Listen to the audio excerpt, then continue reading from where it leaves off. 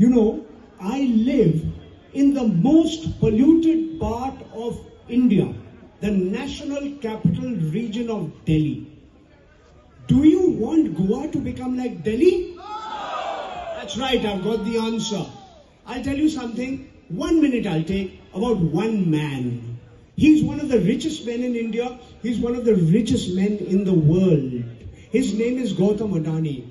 He is the biggest miner of coal after Coal India. He's the biggest generator of electricity after NTPC. He operates ports. He operates airports. He, thanks to his good friend, the Prime Minister of India, Shri Narendra Modi, is controlling large parts of our economy. Mr. Modi flew in his aircraft before the 2014 Lok Sabha elections. He's traveled the world.